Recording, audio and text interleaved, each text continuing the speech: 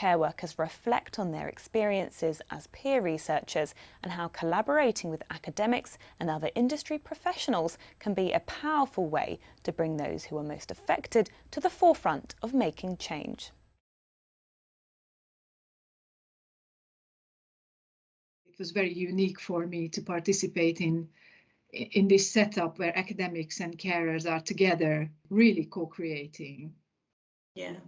I think this is really powerful. Even now, we are now focusing on the focus group, and I feel that, we are treated equally and our feedback is very much appreciated. And it's a nice feeling actually to be listened to. I really enjoyed it. And yeah, I think it's really nice as well for other, I think they enjoyed it as well, to share their experiences. It was easier than I expected it to be. It felt, before I started, it felt like it would be formal, but it was very an informal chat. It feels like an even playing field, that sort of level of, I think a lot of people, at least I was many years ago, very intimidated by anything that had the word academic research behind it.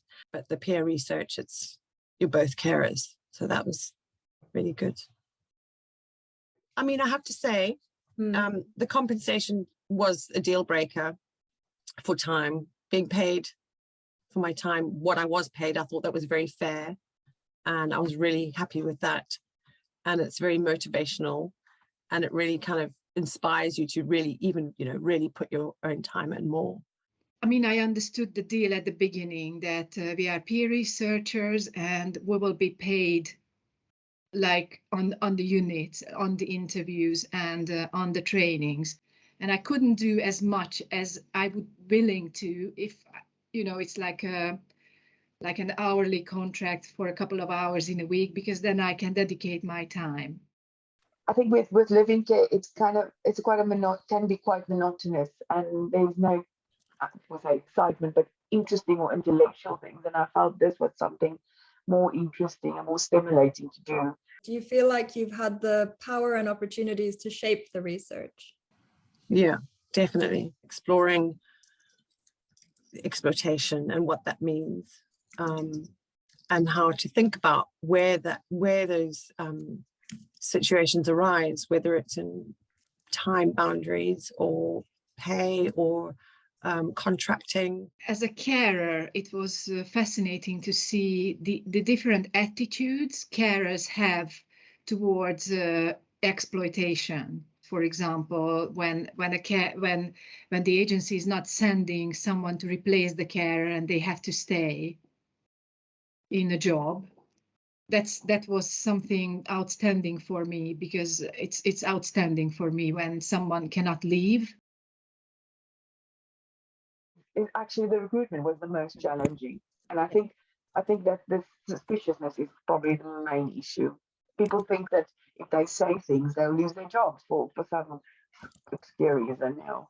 I think the boundary issues is it's like there's no clear boundaries, and there's no and it's difficult to implement boundaries in a job, because you with this person 24/7 almost, and if you create a situation that's unpleasant, then you have to be with this person for 24/7, and it's not like you can walk away if you do confront somebody.